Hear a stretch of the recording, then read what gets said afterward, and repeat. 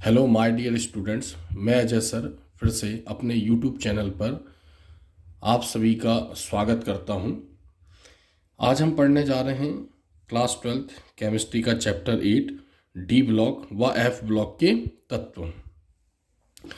इसमें आज हम पढ़ने वाले हैं एक शब्द या वाक्य में उत्तर दीजिए। एक शब्द या वाक्य में उत्तर दीजिए। जैसे हम सभी जानते हैं कि जो ऑब्जेक्टिव क्वेश्चंस पूछे जाते हैं वो 4 प्रकार से पूछे जाते हैं। बहुविकल्पीय प्रश्न MCQ, मल्टीपल चॉइस क्वेश्चन, रिक्त स्थान की पूर्ति कीजिए मतलब फिलिंग द ब्लैंक्स, और सही जोड़ी मैच द कॉलम, और एक शब्द या वाक्य में उत्तर दीजिए।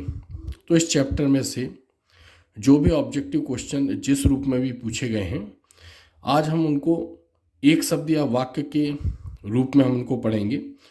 तो आप बने रहिए मेरे साथ, और मेरा वादा है कि आपको इसमें से बहुत कुछ सीखने को मिलेगा।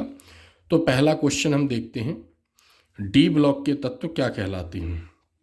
डी ब्लॉक के तत्व यानी आधुनिक आवर्त सारणी में डी ब्लॉक के तत्वों को हम संक्रमण तत्व भी कहते हैं। डी ब्लॉक के तत्वों को क्या कहते हैं हम? संक्रमण तत्व।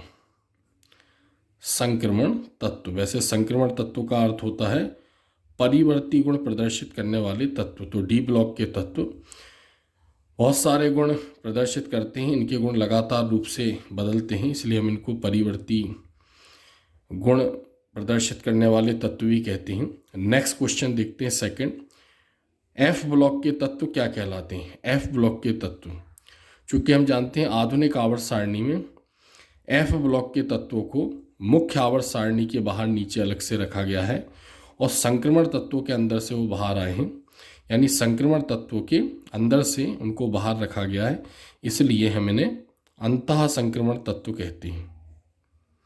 अंतः संक्रमण तत्व, अंतः संक्रमण तत्व कहते हैं।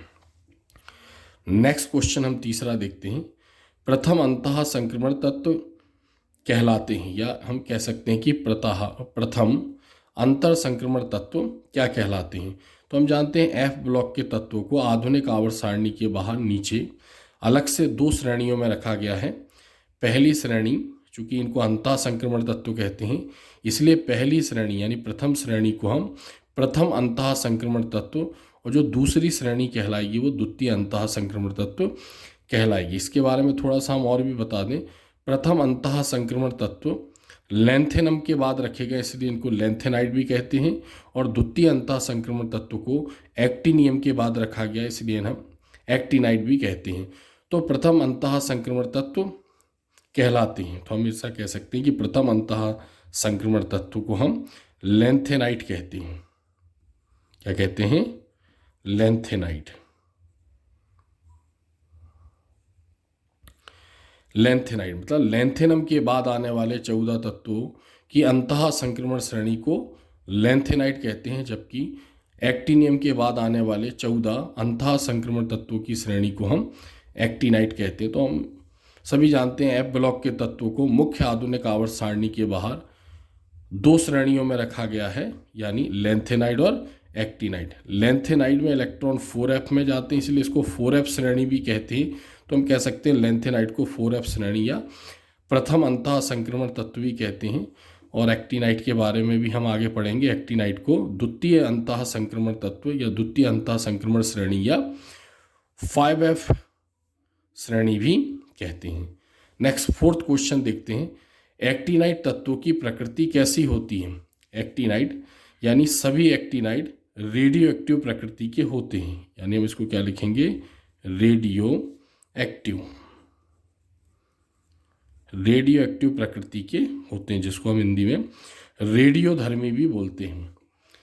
डी ब्लॉक के तत्वों में जिंक परिवर्ती संयोजकता प्रदर्शित क्यों नहीं करता है। यानी डी ब्लॉक के तत्वों में जो जिंक है, जिंक को समूह 12 में रखा गया है, और हम सभी जानते हैं कि जो डी ब्लॉक के तत्व हैं वो समूह 3 से लेके समूह 12 तक स्थित होते हैं। समूह 12 के तत्वों को हम डी ब्लॉक के तत्व या संक्रमण तत्व नहीं मानते हैं, क्योंकि डी ब्लॉक के तत्व जिनमें डी ऑर्बिटल आंशिक रूप से भरे हुए हों या पूर्ण रूप से भरे हुए ना हों। तो जो जिंक है, जिंक में यानी हम ये कह सकते हैं जो डी ऑर्बिटल है उसका हम लिख सकते हैं डी ऑर्बिटल का पूर्णतः भरा होना या डी ऑर्बिटल का भरा होना, डी ऑर्बिटल का भरा होना। तो जिंक का जो इलेक्ट्रॉनिक विन्यास होता है आखिरी कक्षा का वो 3d10 4s2 होता है और डी में अधिकतम 10 इलेक्ट्रॉन आते हैं। तो जिंक में डी ऑर्बिटल पूर्ण रूप से भरा हुआ होता है, इसलिए जिंक को परिवर्ती संयोजकता प्रदर्शित करने वाला तत्व नहीं माना गया है। नेक्स्ट क्वेश्चन देखते हैं हम, छठवां क्वेश्चन।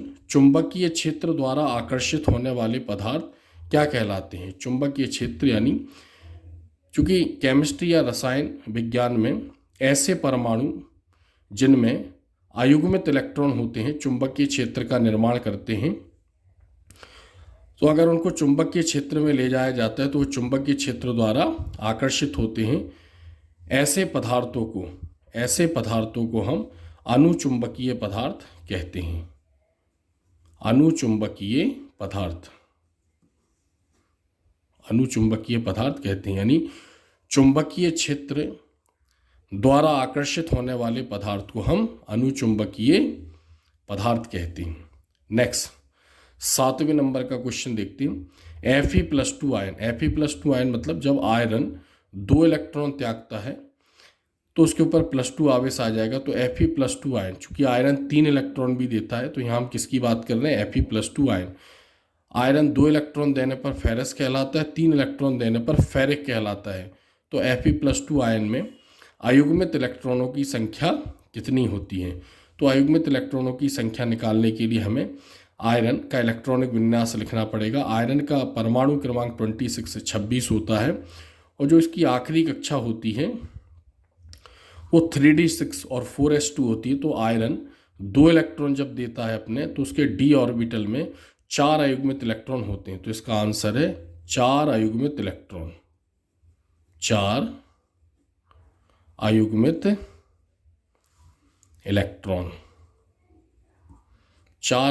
इलेक्ट्रॉन। लेकिन जब लोहा यानी आयरन 3 इलेक्ट्रॉन देता है यानी Fe+3 अवस्था में, तब उसको फेरिक बोलते हैं और उसमें 5 अयुग्मित इलेक्ट्रॉन होते हैं, क्योंकि डी ऑर्बिटल में 5 ऑर्बिटल होते हैं, डी उपकोष में 5 ऑर्बिटल होते हैं। तो Fe+2 अवस्था में 3d6 यानी 1 इलेक्ट्रॉन का जोड़ा और 4 अयुग्मित इलेक्ट्रॉन होते हैं, जबकि Fe+3 अवस्था में डी से भी 1 इलेक्ट्रॉन निकलता है तो उसमें अयुग्मित इलेक्ट्रॉनों की संख्या 5 हो जाती। तो Fe+2 में अयुग्मित इलेक्ट्रॉन कितने होंगे? 4 अयुग्मित इलेक्ट्रॉन होंगे।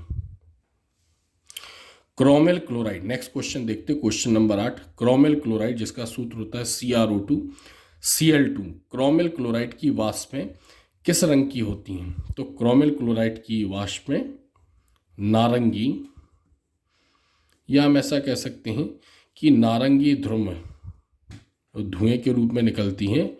वो नारंगी रंग का धुआं निकलता है तो इसकी वाष्पें नारंगी रंग की होती हैं। नेक्स्ट क्वेश्चन देखते हैं हम, 9वां क्वेश्चन।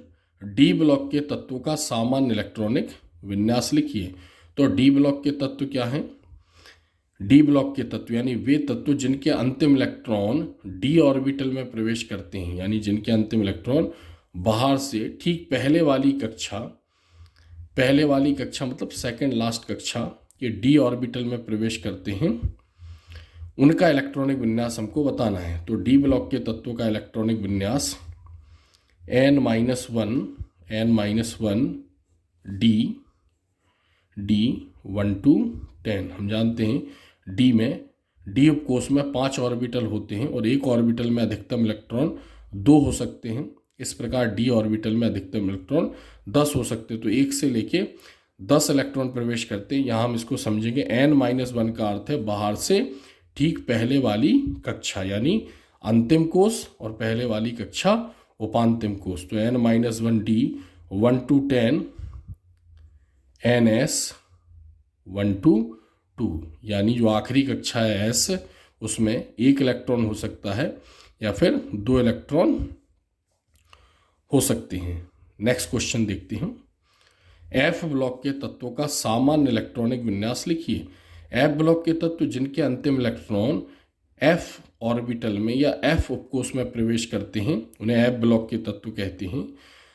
तो जो एफ ब्लॉक के तत्व हैं उनके अंतिम इलेक्ट्रॉन यानी बाहर की 2 कक्षाओं को छोड़कर अंदर की तीसरी कक्षा में प्रवेश करते हैं, यानी हम ऐसा कह सकते हैं कि थर्ड लास्ट सेल यानी थर्ड लास्ट कक्षा में प्रवेश करते हैं, जिसको हम क्या बोलते हैं, उप-उपांतिम या एंटी पेनल्टीमेट शेल। तो एफ ब्लॉक के तत्वों का सामान्य इलेक्ट्रॉनिक विन्यास, तो सामान्य इलेक्ट्रॉनिक विन्यास n-2 F12 14 n-1 D02 1 NS2 होता है। और भी हम इसको देखें आगे और भी अच्छी तरीके से अगर हम इसको लिख सकते हैं तो दूसरे रूप में भी लिख सकते थे हम इसको n-2 F12 14 n-1 ब्रैकेट के बाद लिखते S2 P6 D02 1 यानी n-1 ब्रैकेट के बाद S2 S की पावर 2 और P की power 6 S2 P6 D02 1 NS2। तो जो F ब्लॉक के तत्व होते हैं उनमें अंतिम इलेक्ट्रॉन यानी ये अंतिम कक्षा, ये उपांतिम कक्षा और ये उप उपांतिम कक्षा, लास्ट सेल, पेनल्टीमेट सेल और एंटी पेनल्टीमेट सेल, जैसे इसमें लास्ट सेल और ये पेनल्टीमेट सेल, अंतिम कक्षा उपांतिम कक्षा, अंतिम कक्षा उपांतिम कक्षा और उप उपांतिम कक्षा। तो इसमें एफ ब्लॉक के तत्व में जो इलेक्ट्रॉन प्रवेश करते हैं वो 2 कक्षाओं को छोड़कर अंदर वाली कक्षा में। और हम सभी जानते हैं एफ उपकोष में 7 ऑर्बिटल होते, प्रत्येक ऑर्बिटल में 2 इलेक्ट्रॉन होते, जिस कारण एफ में अधिकतम इलेक्ट्रॉन 14 हो सकते हैं, तो 1 to 40 इलेक्ट्रॉन। नेक्स्ट क्वेश्चन देखते हैं 11वें नंबर का। कौन सा संक्रमण तत्व द्रव अवस्था में पाया जाता है? हम सभी जानते हैं संक्रमण तत्व यानी संक्रमण धातुएं और डी ब्लॉक के तत्व जो समूह 3 से लेके 12 तक स्थित होते हैं, 4 समूहों में इनको 4 आवर्तों में इनको रखा गया है, या हम कह सकते हैं 4 श्रेणियों में इनको रखा गया है। 40 तत्वों को रखा गया है, जिसमें से जो मरकरी है यानी मरकरी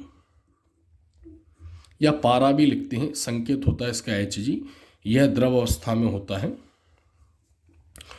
और ये समूह 12 में स्थित है। समूह 12 में जैसे ऊपर जिंक, उसके बाद कैडमियम, उसके बाद मरकरी आता है।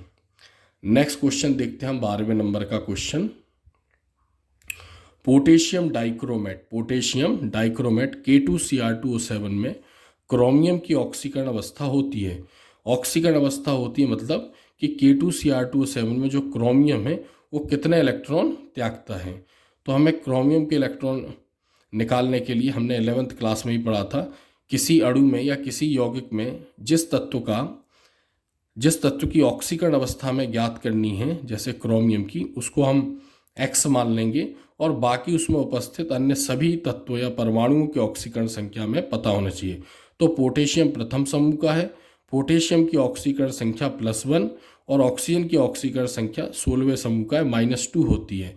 तो यहाँ +1 × 2 +2 और -2 × 7, तो -2 × 7 यानी 14 में से 2 गए तो कितना बचेगा, 12 बचेगा, 12 बचेगा, यानी 7 दूनी 14, 7 2 जा 14 और इसमें से 2 गए तो 12 बचेगा। अब क्रोमियम को X मानेंगे तो 2X हो जाएगा, तो 12 को 2 से डिवाइड कर देंगे तो क्रोमियम की ऑक्सीकरण अवस्था यहाँ पर कितनी आ जाएगी, +6।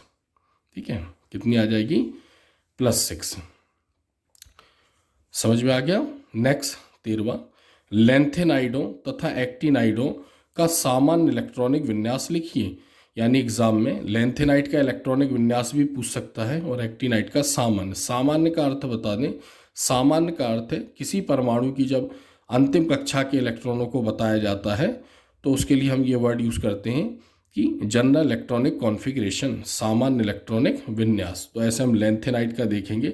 अभी हमने एफ ब्लॉक के तत्वों का लिखा था, तो एफ ब्लॉक के तत्वों का n-2 F12 14। तो जो लेंथेनाइड होते हैं उसमें अंतिम इलेक्ट्रॉन 4f उपकोष में प्रवेश करते हैं, तो ऐसा हम लेंथेनाइड का देखेंगे। तो यहाँ पर जैसे हम देखेंगे n-2, इसकी जगह आ जाएगा यहाँ पर 4, यानी 4f12 14, या n-1 की जगह हो जाएगा 5d 5D021 और यहाँ पर NH2 की जगह हो जाएगा 6S2। क्या हो जाएगा? 6S2। तो हम ये कह सकते हैं कि जो लेंथेनाइड है उसमें अंतिम कक्षा 6 है। तो अगर हम F ब्लॉक के तत्वों के इलेक्ट्रॉनिक विन्यास में जहाँ जहाँ N है वहाँ पर हम इस N की वैल्यू रख देंगे लास्ट की। तो यहाँ पर 6 रखेंगे तो 6S2, यहाँ पर 6 रखेंगे तो एक लेस हो जाएगा यानी 5 आ जाएगा, यहाँ पर 6 रखेंगे तो 2 लेस हो जाएगा, ऐसे आ जाएगा 4F। इसी प्रकार यहाँ पर हम एक्टिनाइड का देखते हैं। तो लेंथेनाइड का तो हमने लिख लिया, अब एक्टिनाइड का देखते हैं। अब एक्टिनाइड में अंतिम इलेक्ट्रॉन 5F में प्रवेश करते हैं। तो यहाँ पर हम 4F की जगह क्या लिख देंगे? 5F। तो हो जाएगा 5F 1 to 14 6D021 और 7S2। ये इसकी अंतिम कक्षा का इलेक्ट्रॉनिक विन्यास हो जाएगा। नेक्स्ट 14 नंबर का क्वेश्चन हम देखते हैं। संक्रमण तत्वों के अनुचुंबकीय एवं रंगीन गुण प्रदर्शित करने का क्या कारण है? मतलब क्या कारण है कि संक्रमण धातुएं या उनके यौगिक या उनके आयन अनुचुंबकीय या रंगीन गुण प्रदर्शित करते हैं? तो अनुचुंबकीय गुण, अयुग्मित इलेक्ट्रॉनों के कारण वो चुंबकीय क्षेत्र में आकर्षित होता है और अयुग्मित इलेक्ट्रॉन होने के कारण दृश्य प्रकाश की किरणों को इलेक्ट्रॉन उत्तेजित होकर आगे उच्च ऊर्जा स्तर में जाते हैं और वापस अपनी कक्षा में लौटते हैं। तो क्या बोलते हैं, विपरीत कलर का जो विपरीत रंग है वो परावर्तित करते हैं। तो हम ये कह सकते हैं कि इन दोनों का कारण केवल यही है, अयुग्मित इलेक्ट्रॉन यानी संक्रमण तत्वों के अनुचुंबकीय एवं रंगीन गुण प्रदर्शित करने का कारण क्या है? यानी उनके तत्व परमाणुओं या यौगिकों में अयुग्मित इलेक्ट्रॉन होने के कारण। अयुग्मित इलेक्ट्रॉन के कारण, अयुग्मित इलेक्ट्रॉन होने के कारण ये अनुचुंबकीय एवं रंगीन गुण प्रदर्शित करते हैं। नेक्स्ट क्वेश्चन देखते हैं हम 15 नंबर का। पोटेशियम परमैंगनेट में उपस्थित संक्रमण धातु यानी पोटेशियम परमैंगनेट का जो फॉर्मूला होता है, इसका फॉर्मूला हमें पता होना चाहिए, KMnO4। पोटेशियम परमैंगनेट में उपस्थित संक्रमण धातु मैग्नीज। अब जैसे मैग्नीज वो दे भी सकता है और नहीं भी दे सकता है, तो उसने दे दिया पोटेशियम परमैंगनेट में उपस्थित संक्रमण धातु की ऑक्सीकरण अवस्था बताओ। तो हमें पहचानना पड़ेगा, पहले हमें इसका फॉर्मूला आना चाहिए, फिर हमें समझ में आना चाहिए कि जो इसमें Mn है मैग्नीज, ये संक्रमण धातु है। तो मैग्नीज ने कितने इलेक्ट्रॉन इसमें दिए हैं वो हमें निकालना है। तो यहाँ पर हम इस प्रकार इसको देख सकते हैं, Mn को x मान लेंगे। पोटेशियम प्रथम समूह का इसकी ऑक्सीकरण अवस्था +1, ऑक्सीजन की -2 इंटू 4 -8, -8 में से हम एक लेस कर देंगे तो आ जाएगी -7, इसको x मानेंगे, इक्वल्स में जाएगा तो +7। तो हम ये कह सकते हैं कि इसमें मैग्नीज ने 7 इलेक्ट्रॉन दिए हैं। मैग्नीज एक ऐसी धातु है जो अधिकतम इलेक्ट्रॉन 7 दे सकती है। नेक्स्ट क्वेश्चन 16, निम्न में से कौन सी संक्रमण धातु प्रतिचुंबकीय है? प्रतिचुंबकीय यानी ऐसे पदार्थ जिनको चुंबकीय क्षेत्र में रखने पर चुंबक से आकर्षित नहीं होते हैं बल्कि चुंबक से दूर जाते हैं, यानी चुंबक से प्रतिकर्षित होते हैं। तो केमिस्ट्री में ऐसा कहा जाता है जिनमें अयुग्मित इलेक्ट्रॉन नहीं है, सभी इलेक्ट्रॉन युग्मित होते हैं, ऐसे पदार्थों को हम प्रतिचुंबकीय कहते हैं। तो यहाँ पर हम इसको देखते हैं, जैसे कोबाल्ट CuC कोबाल्ट, इसके ऊपर 2+ है, निकल के ऊपर 2+ है, कॉपर के ऊपर 2+ है और जिंक के ऊपर 2+ है। तो जैसे कोबाल्ट 2 इलेक्ट्रॉन देता है, इसके d ऑर्बिटल में अयुग्मित इलेक्ट्रॉन होते हैं। निकल 2 इलेक्ट्रॉन देता है, इसके d ऑर्बिटल में अयुग्मित इलेक्ट्रॉन होते हैं। और कॉपर 2 इलेक्ट्रॉन देता है तो इसके भी d ऑर्बिटल में अयुग्मित इलेक्ट्रॉन होते हैं, यानी इसके d ऑर्बिटल में एक अयुग्मित इलेक्ट्रॉन होता है।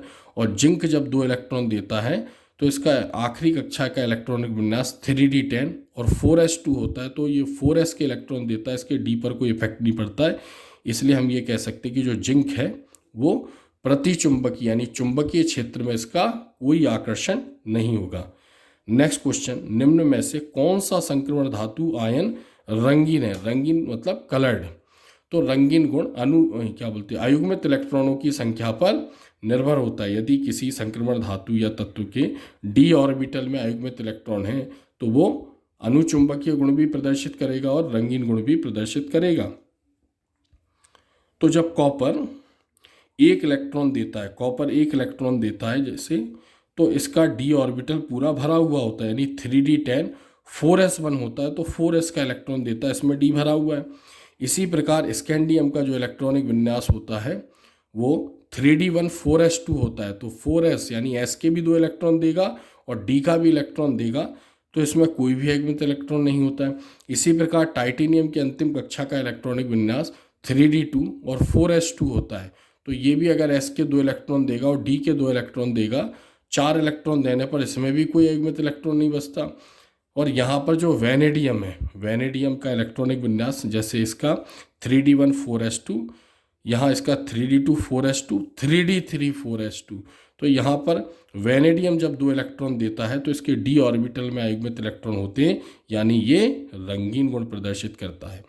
तो वे धातुएं, वे संक्रमण धातुएं तत्व या उनके परमाणु जिनमें अयुग्मित इलेक्ट्रॉन होते हैं रंगीन गुण प्रदर्शित करते हैं। नेक्स्ट लास्ट क्वेश्चन देखते हैं। परा यूरेनियम तत्व क्या है? परा का अर्थ होता है बाद में, यानी यूरेनियम के बाद आने वाले तत्व, तो हम कह सकते हैं परा यूरेनियम तत्व क्या है? यूरेनियम के बाद आने वाले तत्वों को, यूरेनियम के बाद के तत्वों को परा यूरेनियम तत्व कहते हैं।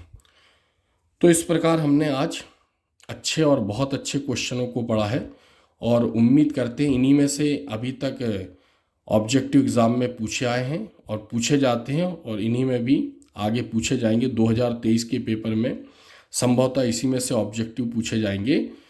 तो मेरा वादा है आपको ये सारे प्रश्न समझ में आए होंगे, और अगर कोई क्वेश्चन अगर आपका है तो आप कमेंट्स बॉक्स में जाके मुझे मैसेज कर सकते हैं।